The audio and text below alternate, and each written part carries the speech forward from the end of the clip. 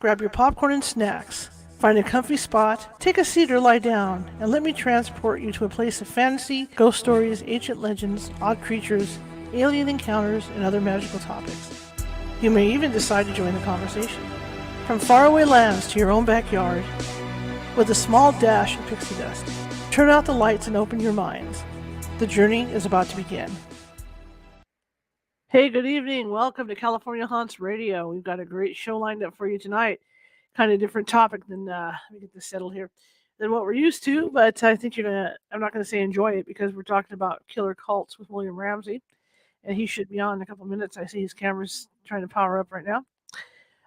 There he is. I see him right there in the green room. Anyway, before we get the show started, my name is Charlotte. I'll be your host for the next hour. I'm excited to be here, and I am also the owner of the California Haunts Paranormal Investigation Team based out of Sacramento, California. We are at www.californiahaunts.org, and this is the California Haunts Radio Show at californiahaunts.com. It's a mouthful.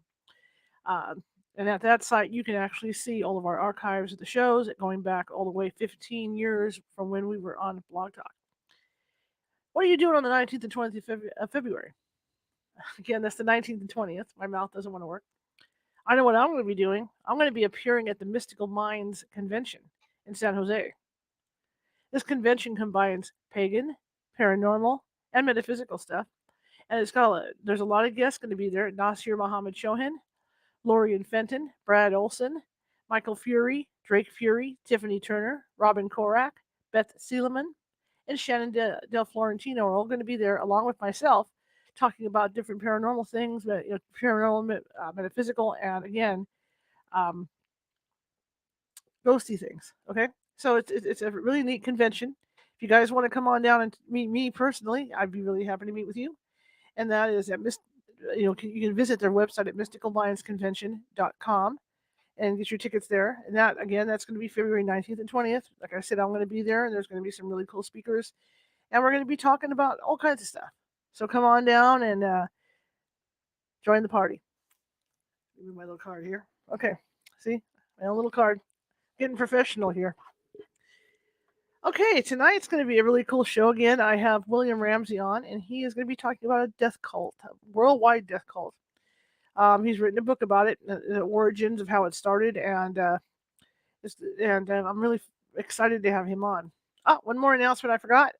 Meetup.com. I'm going to be hosting a class on February 13th or February 12th at 2 p.m. That's Saturday. And what it is, because I know there's people been asking me about protection when you're out at haunted places and investigations, and even protection inside your own homes. So I'm going to be teaching people how they can protect themselves. So if you're interested in that, we're going to be talking about stones, we're going to be talking about crystals, we're going to be talking about sage, we're going to be talking about sea salt and stuff like that. So that'll be on the, like I said, the 12th of February at 2 p.m. And you could get those tickets at CaliforniaHauntsMeetup.com, or if you wait by tomorrow night, they'll be on the California Haunts Radio website. In fact, I think it already is. So go visit it. It's been really busy for me. So go visit the California Haunts Radio website.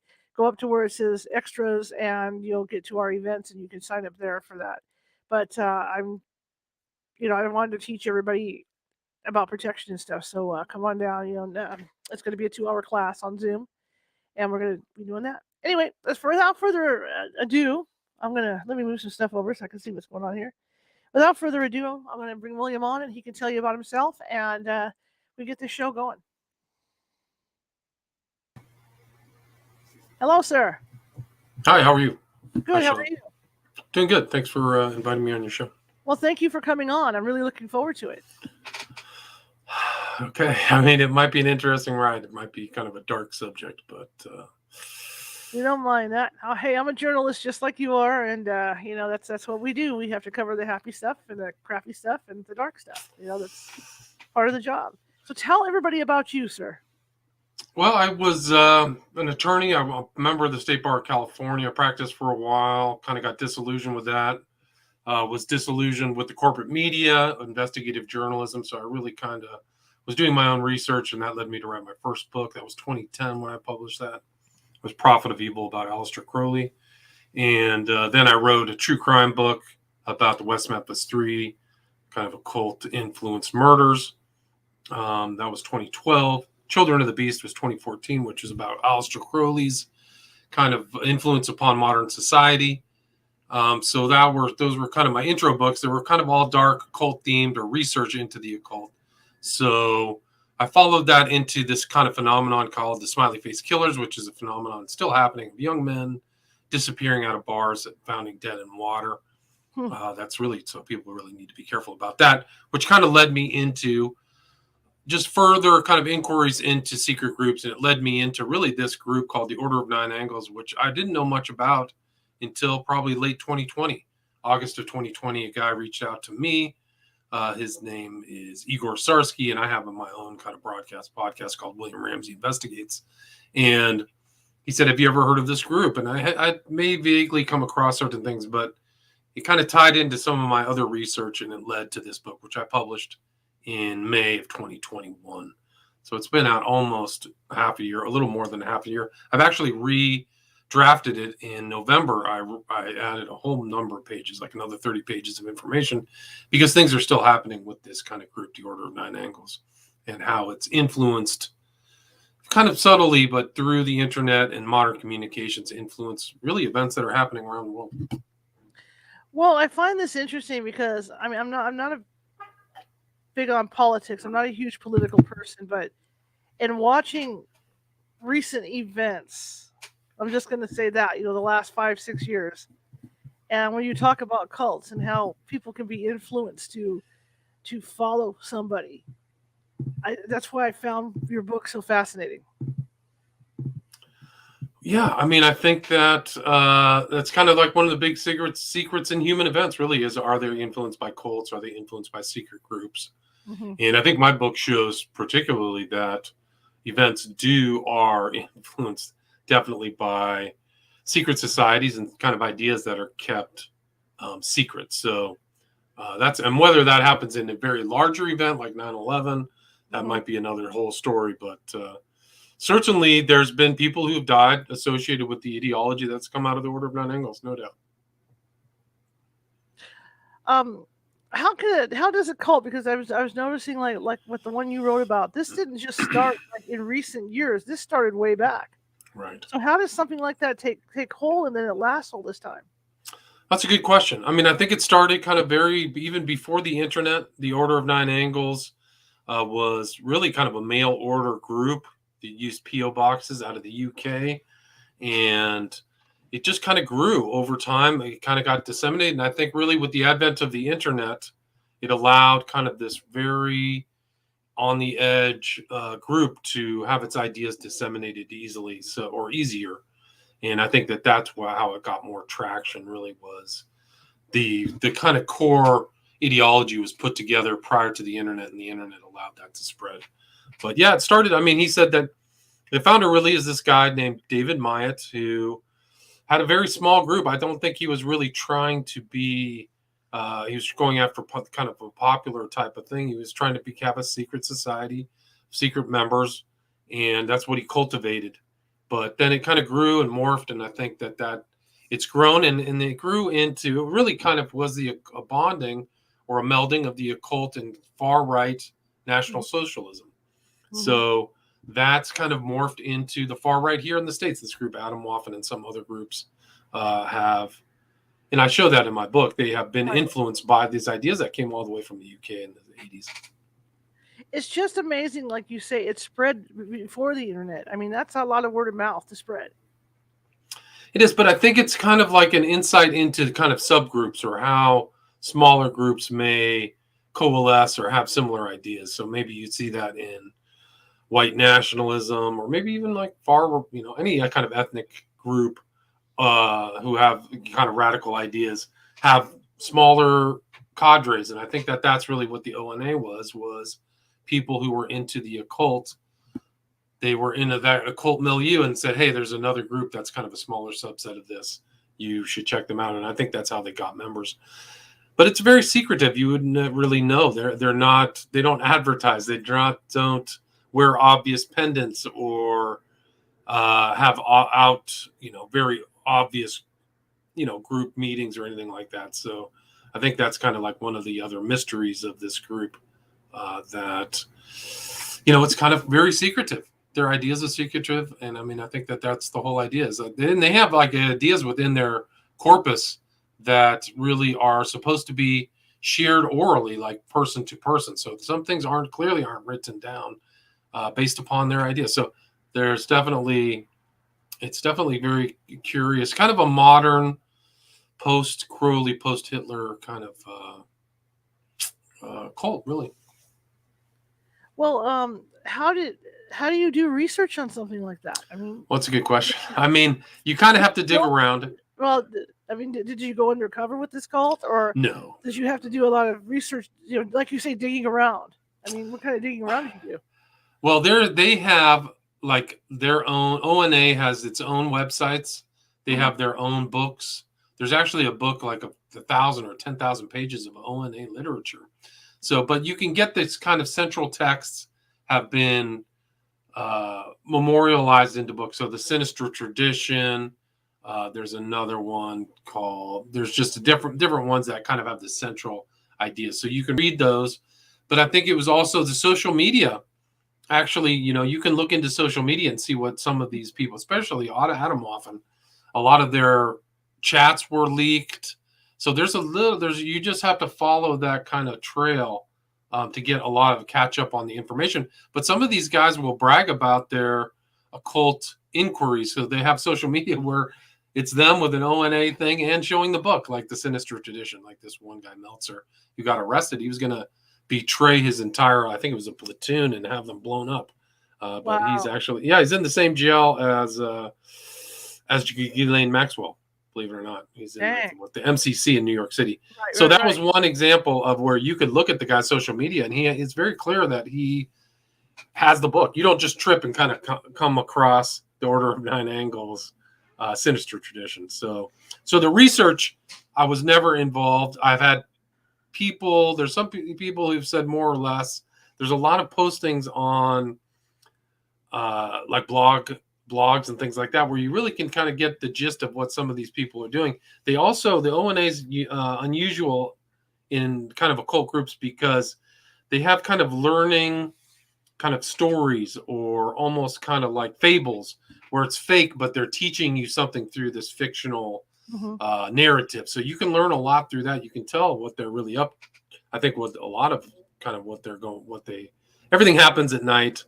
But yeah, I mean, they differentiate themselves in the research in their own books. David Myatt's talking to Michael Aquino of the Temple of Set, another known occult group from Northern California, and differentiating his ideas from Aquino's, and it's all written down. So you can see that, and you can see what their ideas of how they have different concepts, kind of almost druidic, that separate them from maybe the Church of Satan or the Temple of Set. When you talk about being on social media, I mean, we're not talking dark web, are we? Or anything like that? Well, I never went onto the dark web, so I wouldn't know.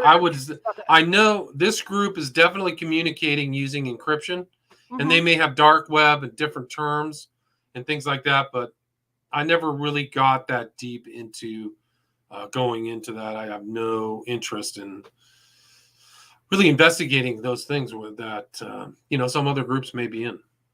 I guess it's kind of like checking out QAnon, because I mean, QAnon has their own little blog sites and stuff that they like to go on. Right. And that's a good example. As a journalist, and not like I said, not being political, but as a journalist, I mean, when all that was going down, of course I was on these sites under assumed names, just to see what the hell they were talking about and stuff. Right.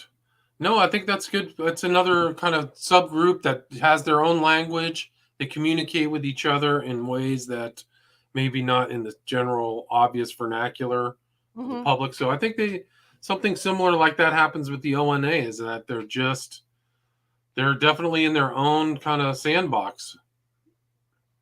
Jennifer Martin asks, what is the dark web? I guess she's never heard of it. Well, the dark web is really kind of a non-standard web that you have to enter, usually through some kind of Tor site or something like that. But it's kind of like a separate web where you kind of had the Spice Road or whatever it was. Yeah.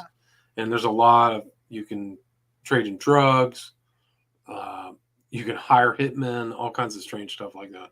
Yeah. But yeah, it's just a different part of the web that's really off. It's not on some kind of main corporate servers or anything like that, hidden servers and things like that. I've never been on it either, for what it's worth, but I know it exists because I know people that have been on it. You can go on. I mean, I've heard of red rooms, like you can have people torch. I mean, just the darkest stuff imaginable. Oh, but yeah. it's very clear that all that stuff happened because Silk Road was real. I mean, that guy went to jail. It was the Dread Pirate Roberts. I think they arrested him in San Francisco. The guy's real name is doesn't come to mind right now, but he was definitely involved in trading drugs and guns and all kinds of strange stuff. Now, in your book, you talk about these guys kidnapping young men and killing them. No, I don't talk about that in my book. Okay, I reference it. You reference it, yeah.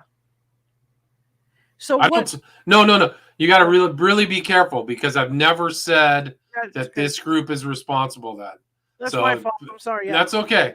And you're not the first one, but don't make that statement. Don't put words in my mouth. That's very dangerous. Yeah, it is for you. I completely understand. It can be dangerous for you too. Like if you don't want to say that I said something that I didn't say. Right. So other hosts will really be careful. I try not to do that to other people. If you didn't say it, I try not to say it. So. Okay, yeah. Sorry about that. Guys, let's make it clear that I misunderstood. You gotta be really careful. I read it. I'm really sorry. Yeah. My question on this, then, in connection with something like that, you hear about these these people that go missing in state parks and whatnot, these 911 guys. Could that possibly be linked to disappearances like that? Well, it's a great question. And I think that there's a lot of mysterious things that happen in parks, druidic. Like this group goes out in the woods at night. They dress in black. You can see their pictures if you do the research. And their real core doctrine that differentiates them from other satanic groups is they believe in selecting an offer in their own writings, and you're supposed to go out and secretly kill them. So that's the step. They have a septenary step, so it's written down in their books. You go through 7 steps, and I think to get past the 4th step, you have to select an offer and successfully kill somebody. So that's in their written work. So all these other mysterious disappearances and deaths that happen around the world, whether it's in the smiley face killing phenomenon, whether it's 411, forgot his name, but these ones, I don't know. I don't know that if this group is involved, but that ideology. I can tell you this with something that happened within the last year. After I published this book, there was a young man by the name of Daniel Hussein. You can look him up. He's known as the lottery killer. He already got a name for it in the UK, and he was trying to go out and do something like this at night. He stalked 2 women in a park in northwestern London and killed them, stabbed them to death, very graphically. But he was trying to make a demonic pact with some entity to get these benefits. He wanted to be rich. He wanted to win the lottery. And there's a real subtext of like autism and Asperger's and a lot of these crimes. They sentenced him, found him guilty. They're trying to assess his psychological state to have the correct punishment right now. But he was on a group called BALG, which is Become a Living God. And one of the guys who was running that, and these are other researchers that found this out. His name is Daniel D. Simone, excellent journalist out of the UK. But he found out that BALG is run by a guy by the name of E.A. Coetting, who's a writer. He found that he's a writer of this ONA literature. So this ONA literature has made its way from the States through this person or these ideas all the way to the UK. That happened in 2 young women just out for a night. I think they were celebrating somebody's birthday. They ended up getting killed. So these are real world events that are taking place by influence from writings that have been disseminated on the internet. I just find it so fascinating because, it has spread like it has. And like you say, before the internet was even there, because now with the internet, my God, everything's just instantaneous, when it spreads. The other thing I was thinking is when I think of a cult, I think of that Tom Cruise movie, Eyes Wide Shut. Oh, right. Yeah. Something like that going on. Right. But to hear these stories and a lot like you think, we're going to say you think, we're not going to say the military, people in the military and all this is going on. I guess in a way, it makes sense because of what happened in San Francisco, with the Presidio, Right. because of the satanic stuff that was going on there. So it makes a lot of sense that there's a lot of these in there. But it's surprising because when you think about it, like that guy was a general. Right. LeVay. When you're right. I think it was Aquino made it to. Yeah, I think he became kind of a high-ranking psychological operations figure. Yeah, yeah. So this is what's so fascinating about it, but at the same time, it's terrifying because these people have a lot of power. Right. I mean, that's you don't know who's going involved in the cults and some of these eyes wide shut parties. So they have kind of these things in the ONA, which are kind of external rituals where you're supposed to be with people and do rituals. So whether they're celebrating that or not, I don't know. I don't think that this group is really that as popular as another group. I bet that, I mean, people have tried to get a number of how many real followers. It's probably in the low thousands. It's just that their ideas can be disseminated to so many different people who could be involved in the occult. And they even admit it, like the ONA says, we may have members or people who are really following our doctrines, but they never associate with us. And that's fine with them as long as they're this kind of accelerationism of the occultism. The ONA has kind of a long-term view that they really want to leave the world and become Homo Galacticus. And they have to get rid of kind of the dross of humanity to achieve their intergalactic goals. I mean, that's really some of their central doctrines. So, yeah, it's very strange. But yeah, I don't know. I mean, how many of these cultists are really practicing all the time? I guess they would know. I wouldn't know. Not a member of any group like that. I admire you for even doing the research and putting this together because I remember working even in Northern California in a newspaper, and they had me doing a story on the KKK, and that was, to me, that was one of the most terrifying stories I did because, I mean, the threats were coming in. Why are you nosing around, and all this is going on. So for you to take on something like this of this proportion, oh my God. Well, I had been experienced, I had already kind of done the research in other books. So this was kind of something that I was interested in. And nobody had really put together a book up until I wrote this one. So I think that that was kind of like, this is something that I really wanted to write about. I do think it's dangerous, but I don't get in myself into positions where I don't go out at night and nobody lured me to a park at midnight, Right. So Right. I definitely take precautions, but I did precautions when I was studying Crowley and the West Memphis 3. So this, I think it was important because I think that this is a real warning sign of dangers of a lot of things, dangers of ideologies on the internet where young, typically men who are vulnerable, who may be atomized and not really functioning well at school can get these ideas in their head and they end up in trouble. They end up dead, or they, like, if you read through all the deaths in my book, some of these Atomwaffen members killed each other. So their sons never grew up. And both of the guys who had killed were not well adapted. So they may have become better people in the future, but they didn't get that chance because they were killed by an AK-47. Another guy, Giampa, who was kind of a porch member of Atomwaffen, killed his girlfriend's two parents. Just came home and said, hey, this guy's bad news. They turned out they were right. He really was bad news, and he shot and killed him. And then he tried to shoot himself. I think he's not like in bad shape somewhere in Virginia. And then another Atomwaffen member killed a guy in Orange County. His name is Blaze Bernstein, and he was just a pre-med student. And something strange happened. He either got lured out. And some of these cases are still taking place, by the way. So the guy who allegedly killed him, Woodward, I think is still in jail. So I don't even know if the trial's taking place in Orange, California. So it's kind of in the southern part of LA. Sure. And then there was another killing that's definitely tied to the ONA. His name was Wilhelm von Nudegem, who clearly is on tape walking up to some innocent guy and slitting his throat. And that happened outside of, or in the suburb of Toronto. That's a fairly recent case. I think that happened in 2019, 2020. So when I was really researching this book, like, these events are happening as I'm researching. So I'm like putting more and more information into the book as this is happening, because I don't think people got the wide angle view of the international character of Right. these events. And that's kind of why I had the title of the book. And that was what I was trying to impart, is like, these guys are clearly communicating with each other. Atomwaffen's communicating with Sonic Creek Division in the UK. There's people coming to and fro. And just like this Daniel Hussein situation, he was communicating with somebody in the US. And a lot of that seems to have been what inspired him to make this blood pact and kill 2 innocent women. So, and there's all kinds of cases happening in Russia. There's groups. One of the problems with this group is that they kind of create a cellular, almost like a communist system or a communist group, where they all come together in small groups. They call them Nexian, but they're seeding this group, ONA, all around the world.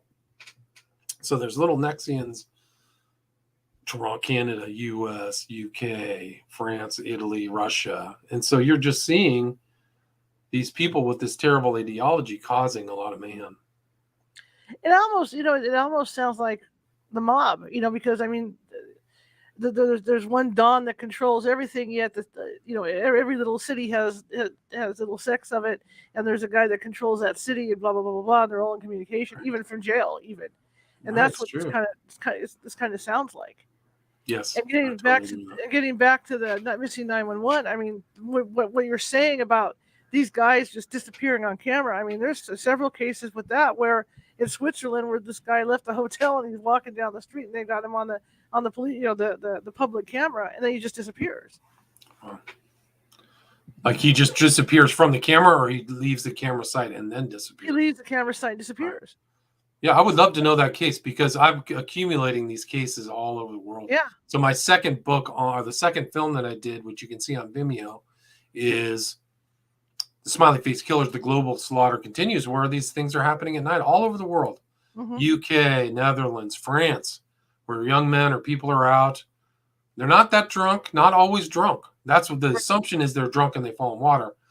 My take is that they come across a malfeasance, they come across somebody bad, and something bad happens, and then they're later found in water. But the fact that they're found in water is an easy way for the police to just write up, accidental death and move on. Right. So right. I think that's, and there's I've got like 300 or 400 cases. So it's happening all over the world, in the States, and it just picked up again after COVID kind of is dying out. So in Chicago, they've had some in some of these other cities. They just found another kid, but they had 3 men have disappeared, found in water in Chicago, I think, in the last 3 months. Wow. Could it be a case too that maybe, how young people are, especially in college, they're starting to spread their wings about, their political wants and religion and stuff. Could this be a case of kids that or younger people that want to go look into this, and so they kind of start looking into it, and they think, well, it's not for me, but they've already, like I hate to say like a movie thing, but you know what I mean, where they get in and they're checking things out, and they think, oh no, I don't want anything to do with this, but by then they know enough that could get this cult in trouble. Right. That's interesting that you say that, because one case comes to mind that I studied, and you can look it up. His name was Tommy Booth, and it happened outside of Philadelphia. Ended up in water. A lot of these guys are ended up found in water that have already previously been checked. So police have already gone through the river that people have walked through, and then they're found in this very obvious place. So Tommy Booth, you can look into the Tommy Booth case, but my understanding is that after he went missing, people were saying all the group that he was hanging out with was trouble, and he didn't like that. He had some real reservations, and it just sounded exactly what you were talking about. So he's one case that comes to mind, and there might be others like that, but the police, they either, I don't know what's going on, but I don't think that it's easy for them to understand this type of criminality. So they don't really look into those kind of cases, although it has happened in the past. I mean, there were cases, I think in California, there was one case where these 3 guys were Satanists, and they wanted to sacrifice somebody. Her name was Elise Poller, and it was outside of like Santa Barbara. They literally wanted to sacrifice her to Satan, and they did, and they went to jail. But it was for occult meanings. That was their motive. And usually the police or other people, they don't key into that. But some of these abductions, I got to give credit to the cops. This is one case outside of Lansing, Michigan, where they had a guy. His real name was Kevin Bacon, just like the actor, and he disappeared. He was on a gay app, and he disappeared. And the police, to their credit, went to where he was last seen, and they found a secret dungeon in the basement. They found like a hint, and there he was. He was murdered. And the guy's name, I think he's another one that hasn't gone to trial yet, but a very suspicious guy. And maybe there was other people that he did that to. So there's some dark characters out there, and I do think that these phenomenon of the young men being found in water is very sinister. And I think some people know this kind of MO or technique because they know they can get away with it. Well, that brings to mind the calling card of the mafia with people. Like the whole thing, and I talked to an author a couple weeks ago who had said one of the calling cards as an insult with the mafia when they do a killing, they'll pull the people's pants down all the way down, so they're naked from the waist down. And this thing with the water could, like you say, it's essentially a calling card. Right. It's a technique, and the mob used to dump a lot of people in the water in New York. So it's not like somebody may have got this MO. Sure. And said, hey, we can do this too. Or maybe the mob. I just don't. There's something strange about these cases because the young men are college, they're intelligent, but they're not like in the mob. So you can kind of tell that these are, in my opinion, they are random events. There is some selection process, in my opinion, taking place.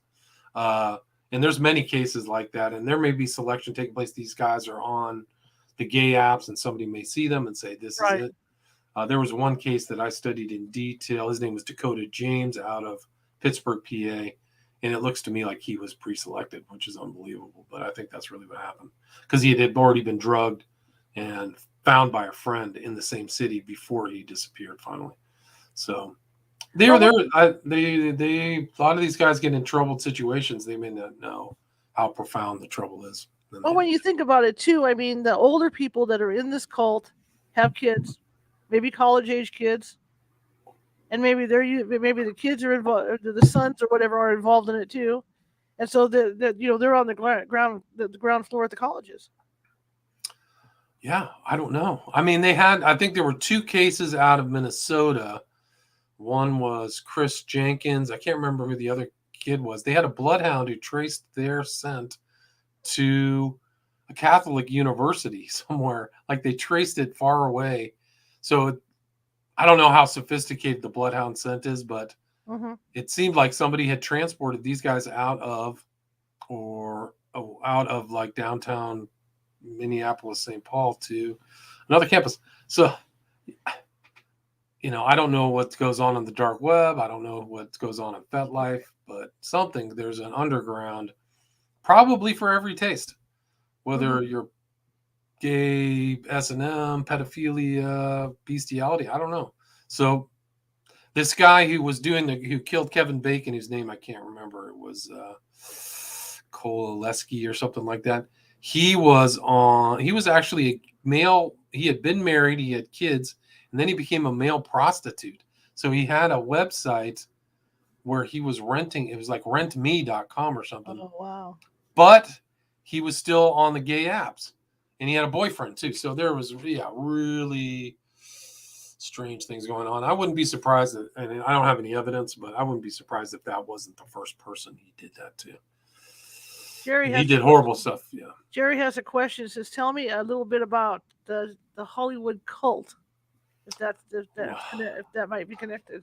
I don't know. I really don't know. There's a lot of strange things that happen out of Hollywood, but I think there's a lot of secret societies and there's a lot of inside kind of probably sex clubs and cult type stuff, but I don't know much about that.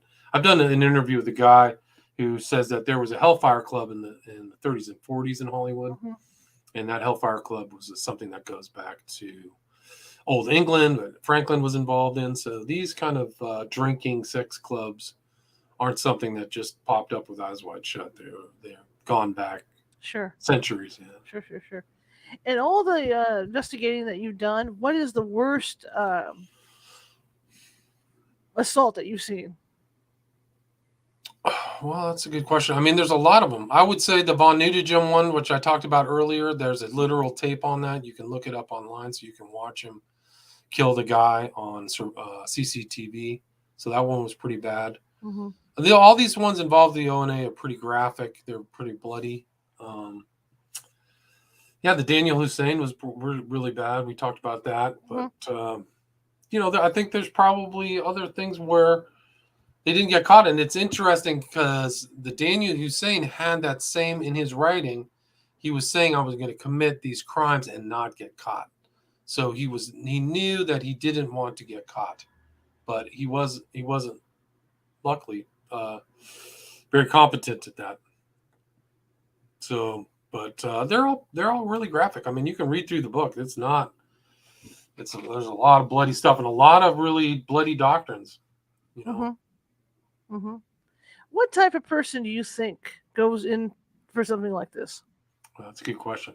I think that there's different types. I think people who are just somehow drawn to the occult would get caught into this. I think they would be in the general occult. I think maybe loners, racists. Really, I mean, I think that this group particularly is very racist. Like, they love Hitler.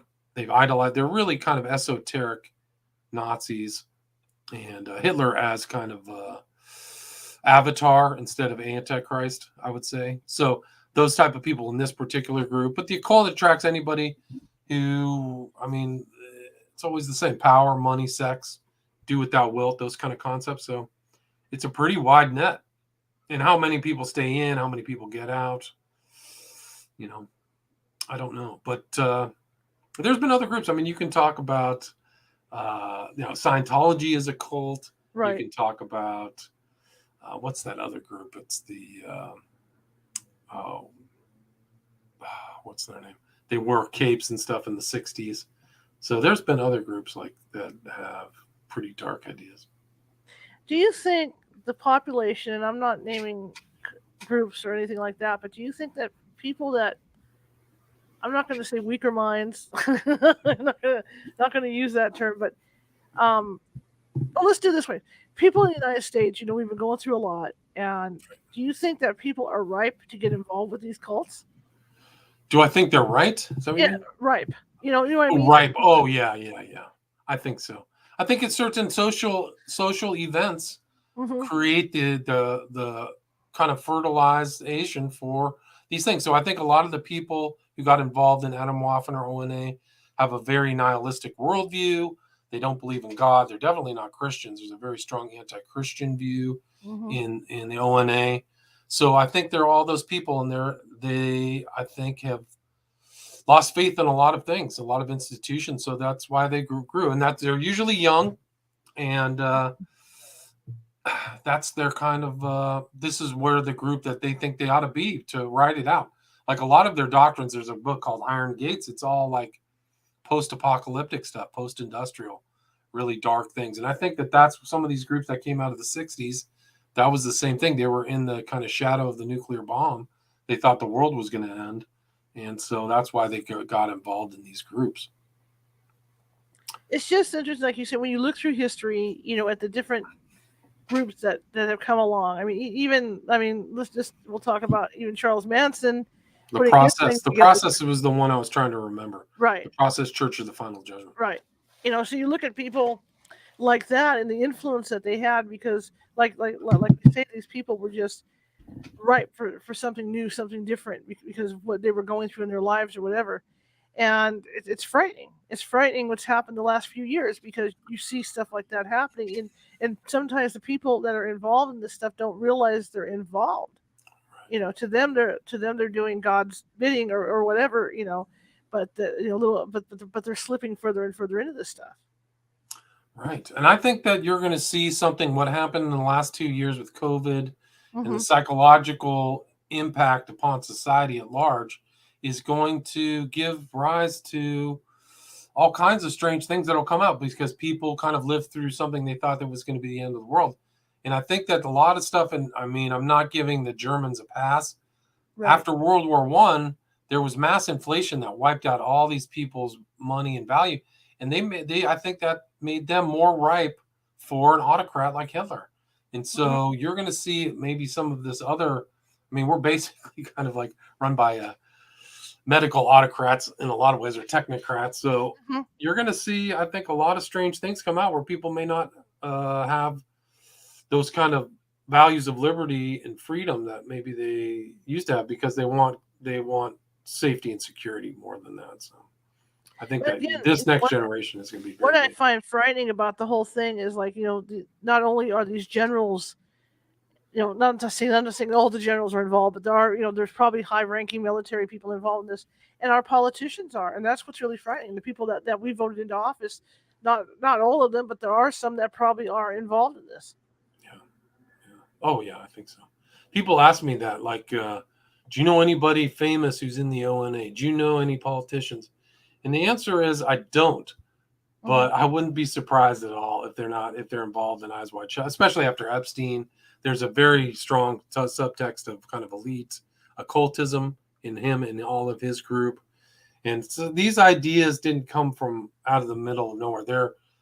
They're percolating through the darker parts of society. So I wouldn't be surprised if the people who formulated the ONA got it from somebody else. And they've definitely integrated other ideas in there. But yeah, people ask me all the time. Actually, if you want to really see a depiction of the ideology of the Order of Nine Angles, watch a video called Bad Habits. And it's shocking how much they know about the ONA. It's not an obvious, they don't tell it to you or recite it to you, but it's basically about a guy who goes out at night, is a vampire, drinks blood, flies around. It's by Ed Sheeran. Okay. Sheeran. Watch it. You'll see the smiley face symbol in there, but you'll see the blood, the vampirism, the transformation. So he actually transforms at night and becomes something else. That's all Order of Nine Angles stuff. It's off the charts. Like, they're really just restating the Order of Nine Angles, and all the lyrics are like that too. I'm just meeting somebody I hardly know. I want it to end. This won't be my last one. So he's meant, like, listen to the Bad Habits by Ed Sheeran. It's incredible. What do you find so terrifying about this cult? Just their depravity, and I think it's really just about their attitude towards other people is very much the Nazi, where you're actively trying to fulfill evolution by selecting a sacrifice. So you're looking at this, selecting and killing somebody as the forwarding for humanity. Like, you're doing humanity a favor. That's the idea, is you're trying to progress. And that's their idea of progress. And a lot of that was very Nazistic. Like, they were going to kill off the intermention, the Jews and the Poles and the Russians. That's kind of like the macro warfare ideas. But on a singular level, that's what's dangerous. And the thing is the way the group is formulated is they're not really that obvious. So I think it's really an ideological, is really the scariest thing of all, is that ideology. All they need is 1 out of 1,000, 1 out of 10,000 people, right? They don't need to. But if you get one monster who thinks that he can go out and hurt somebody, that's really where the trouble is. How fast did this spread across the world? That's a good question. I don't know. I really think that they knew that they were formulating an idea prior to the internet. And when the internet really hit in the mid-90s, that's when more and more people. So they actually, internally, they talk about they say that they're at the third stage of growth. So I think the first stage was putting together the corpus of the books and the ideas, and then trying to disseminate. And now it's really it's become more global. There's definitely Nexians or cells of this group, at least in the Western world, that you can tell by language. Like, one popped up in Philippines, Russia, like I said. They were affiliated with the death and church burning in Russia. So you don't really know the totality. The insiders probably know, but yeah, I think that the internet really gave rise to a lot of communication, darker communications, and ONA was just one of those things that happened. Not just with drug trafficking or pills or hitmen or stuff like that. This is just one of those things that happened because that the advent of high-powered communications really gave rise to. Do you think, with the rise of QAnon, I hope I'm saying it right, do you think there might be a link there? No, I don't think so. Okay. I don't think that maybe the person on an ONA member is goading on the QAnon, but I think the QAnon is a lot different. It's kind of like a psychological operation, and a lot of those people are being deceived. I think the first QAnon post or drop was Hillary Clinton will be arrested. So I think you can actually go back and see that. She's clearly not arrested. So that should give rise to like some suspicion in the QAnon community. But it doesn't. They actually had something where they told people that Robert Kennedy Jr. was going to appear in Dallas. Yeah. 300 or 400 people went out to go see him. Like they didn't. They thought he was going to appear. And I think that goes to the credulity of human species. Is like, wow, you guys, there's people out there who are gullible or really want to believe. And I think that's the power of belief with QAnon. So I think the ONA is a much different kind of beast. Yeah. But that's what I mean, though. There's so many people, like, it's frightening, that took off like it did. Right. So it makes you wonder how many of these people are gullible enough and messed up enough to get involved with something like this other cult. Yeah, no, I agree. I think it's a dangerous time. So I do think that this group and groups like it will probably grow and rise as long as the government isn't kind of tracking down. I mean, they had a huge bust last year. One guy who was part of the Temple of Blood was revealed to be a FBI informer, who got paid like $150,000. His name was supposedly, allegedly, was one. His name is Sutter. But so I think the government's trying to tamp it down. There's actually kind of Congress has mentioned a lot of things about the Order of Nine Angles. They've tried to ban it in the House of Commons in the UK. So they seem to be much more on the radar of groups, that it's actually not some kind of hyper fringe group that they take, that the ONA is much more serious of a threat. But, all it takes is one impressionable person. I mean, they had one guy. He was known as the London Nail Bomber. It was back, I think, 1998, but he got involved in right-wing National Socialism and set off 3 bombs in London with the intent to damage as many people as possible. And he really did. He blew off people's legs. And that was a perfect example of this young guy who really thought he was doing something good and hurt a lot of people. And he's known really well as the London Nail Bomber in the UK. So it just takes one to cause these problems. And the same thing, Christchurch was another one. If you see a lot of these white lone wolf guys, or Dylan Roof, these guys are praised within these communities, and they caused a lot of suffering and pain. I never made a connection between Dylan Roof or the guy who did Christchurch with the ONA, but they're in that same kind of stew. They're in the far right message boards, in communication with something happened to Dylan Roof. He got radicalized because the people said he used to hang out with black kids all the time. So something happened to him when he was younger, got in and became an impressionable guy and into a church. So it's not good. It's not a good situation, I think, in our society. So I think you'll see some more of these unfortunate deaths like that. Yeah.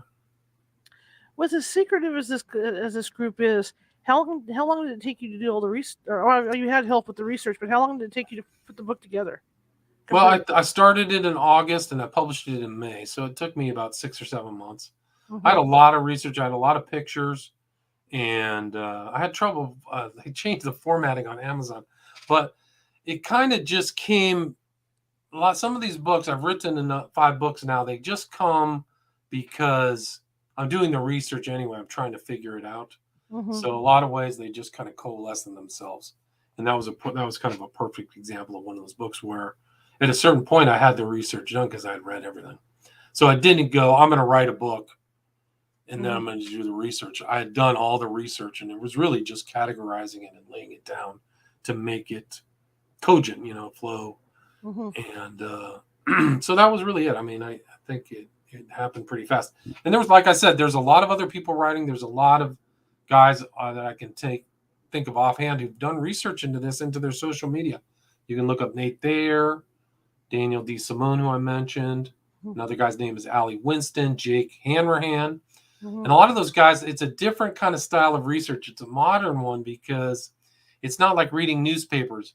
These guys are following their social media. So you see a lot of these pictures, like I said, and a lot of them have this ONA regalia that they've captured in time. They've copied these pictures. So, yeah, there's a lot of other people kind of looking into, very much interested in these guys. A lot of them went to jail. Atomwaffen kind of got wrapped up. They got a new name, but that was a fairly recent group. It really only formed in 2015. And I think by 2021, they don't exist, at least publicly, anymore. But, a lot of the far rightists, they're still in the groups. They just have they rebrand often. And that happened in the UK as well. So you see these kind of groups rebranding. Well, that's understandable, though. Yeah. What do you think is the common thread that links all this together? I mean, I think it's a good question. I think it's kind of like a will to power, and I think that's what attracts people to these groups, and attracted people to Nazism, and maybe the more feral, aggressive ideology. So I would say that this is just another ideology, and maybe other ideologies that go back in time. But I think that's the attraction, is really to have a group where people can get power, and for whatever reason they feel they don't feel powerful, or they feel slighted or aggrieved, and so that's why these groups are attracted to them. When you think about stuff like this, what do you find so terrifying about it? When I think about this, I mean, I just think it's a global event. I think that's kind of like before the advent of the internet. I think that you had ideas, but they only happened in small places where people had to coalesce together. So you had to have outposts or go to rural Idaho or something like that. What makes this different now with some of these groups is that those limitations on geography don't exist anymore.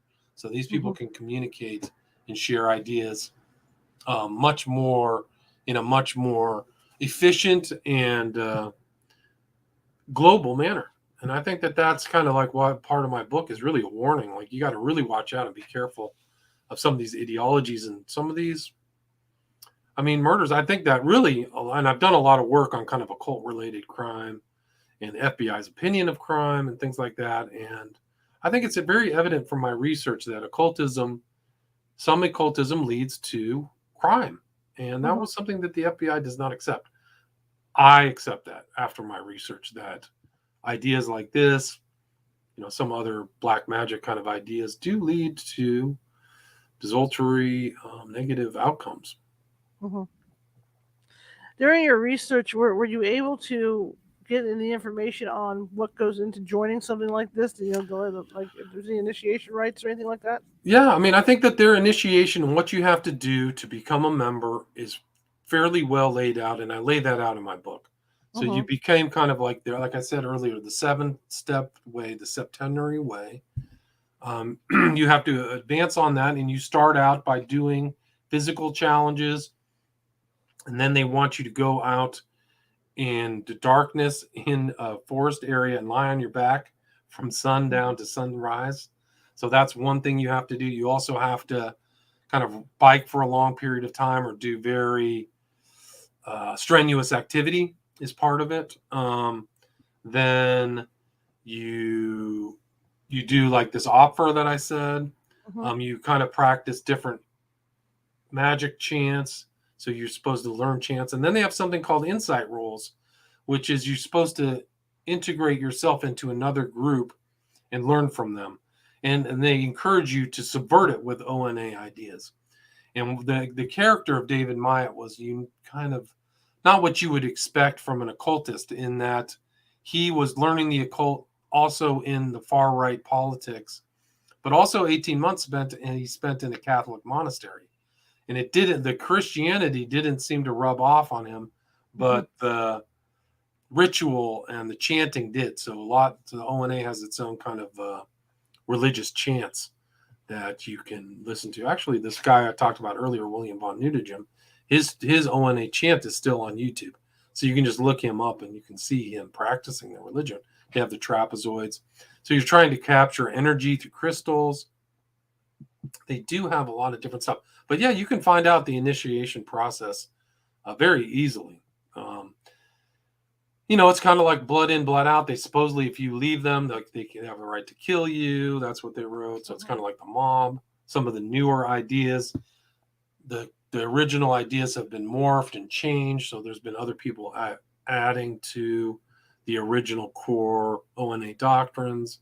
There's some stuff that looks like it's from the mob. Like the mob, when you actually draw blood to become a member of the mafia, at least I think you used to. And then you write on something and you burn that.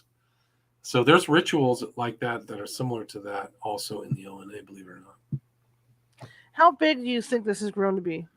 I don't think it's huge. I mean, I think that the ideas are much more prevalent than the actual group itself. So I think that if you look at the example of my book, like the Atomwaffen is being influenced by the ideology, but that doesn't mean everybody's a member of the ONA. So I think that really those ideas are being disseminated through the far right groups. At least they were until they kind of got wrapped up, like I said, a couple years ago. But I think these guys are still around. But you see the insight role sensibility where these guys are joining National Guard or trying to get military training. So you kind of see that happened a lot, really, in the last 5 years. So you see the ideology, I think, in my opinion, my read, the ideology is more influential than the actual group of people wanting to join the group itself. Well, that makes a lot of sense too. I mean, even with my ghost hunting team that I have, when I started with the ghost hunting team, I looked at other teams to see what they were doing. Dr. Google, and I'm out there figuring, okay, this looks really good. Let's try to see if we can apply this to what we're doing.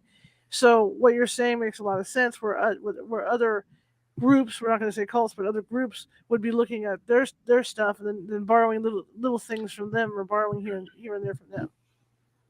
Right. I mean, I think that actually was what Crowley was doing, the OTO was doing, the AA, the Astrum Argentum, which is associated. So they're taking ideas from the earlier groups and cults, putting them into their own kind of format. And I think that the Process Church did that, and so did the Order of Mount Angles and the Temple of Set too. So yeah, you get a different kind of hodgepodge of ideas in each one of these types of groups. But I think they're learning from each other. You can tell from the old original ONA material that it's been edited out, but they had kind of Crowley ideas. But then at some point they said, strip that, let's go and just make all of these ideas ourselves and try to present ONA kind of as a totally original kind of cult ideology. Another thing that comes to mind is, you mentioned, the killings of the younger people. Are there animal killings involved in all this too?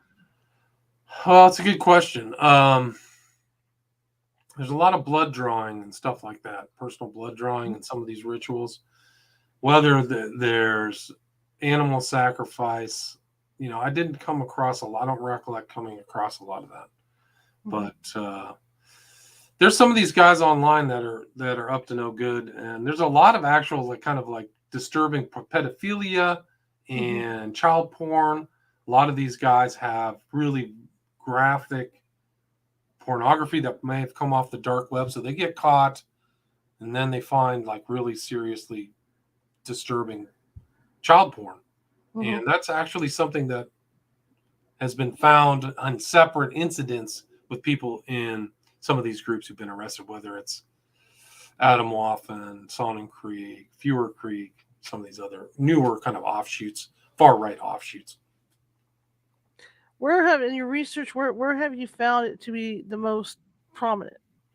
The UK and the US, I think, is really it. I mean, I think that's kind of the English-speaking world where it came out of is really, I think, much more prevalent. But like I said, there are little cells, Nexians, in places that may not even be public. I mean, you can just see some of the tracings on their social media, so you know that they're in these other countries.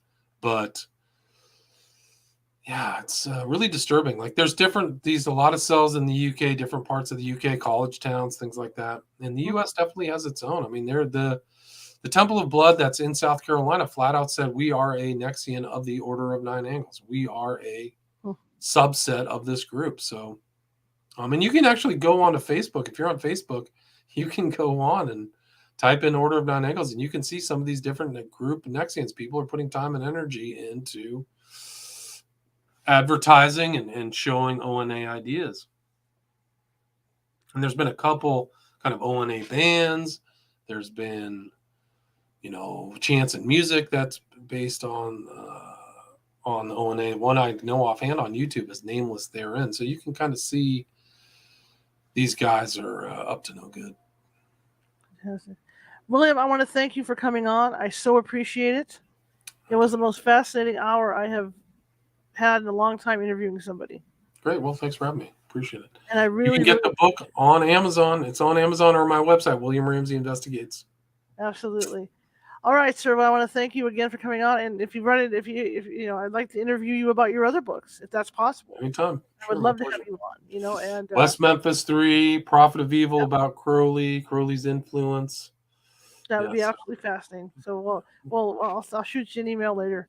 But thank you again so much, and have a good evening. And like I said, I really appreciate you coming on. This is a very interesting subject, very interesting, and people need to be aware. The sad thing about it is, people need to be aware of it, but not get too deep in it. You know what I mean? Right. No, it's true. I mean, the mother of this young boy who was killed, she had no idea what Atomwaffen was, what their ideology was, what her son was maybe up to. So I would say you do not. And some of the parents, I feel sorry for the parents of some of these kids who got caught up in the Atomwaffen stuff too, because there's infinitely more productive things people can do with their lives. Mm-hmm. And I think the parents may not have known how deep their kids got before it was too late. And some died. So it's really a shame. It is. So. All right. Well, thank you so much, sir. My pleasure. Take care. Thank you. Bye-bye. You too. Bye-bye. All right. That was absolutely fascinating. And wow, you just don't realize how much of this is actually going on. I mean, like I said, I don't like to get political, but, we've seen this in the last, 5-6 years of stuff, not well, we don't know how bad it was, you know what I mean? But stuff like this going on. So, I mean, it's scary to see how quickly people can be influenced, and wow, I just want to thank, I'm going to send an email in a few minutes and thank him profusely for coming on. Tomorrow, we're shifting gears back to paranormal, and I've had requests to talk about the Dogmen, and I finally got somebody to come on, and his name is D.A. Roberts. He's going to be talking about the Dogmen and Bigfoot, so we're going to have that conversation tomorrow with him. If you like the show, share it with 5 people. If you hated the show, share it with 5 of your enemies. We're equal opportunity here at California Haunts Radio. I also would like some more subscribers at YouTube, and you can do that by either going to our California, Googling California Haunts, just California Haunts, not California Haunts Radio, but California Haunts on YouTube, and you'll get to the page, because originally it was not a radio page. That's why I think people have trouble. But if you do have trouble finding our YouTube page, kindly go to our webpage, and you can click on any video on that webpage, and it will take you to the YouTube page where you can subscribe. For those of you still on YouTube right now, the easy way to subscribe is if you look down in the right-hand corner, I think it's the right-hand corner, you will see a little ghost that has a Sherlock Holmes hat on and a magnifying glass. That is the subscribe button. Push that button, and you'll be subscribed, and when these videos come on, you'll get notified via email and all that good stuff. And you get to see more.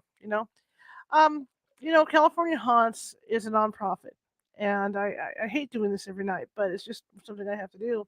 And like everybody else, I have bills that I have to meet, internet, cell phone, computer stuff that breaks, mics that commit suicide, that break, and stuff like that. So it all comes out of my pocket.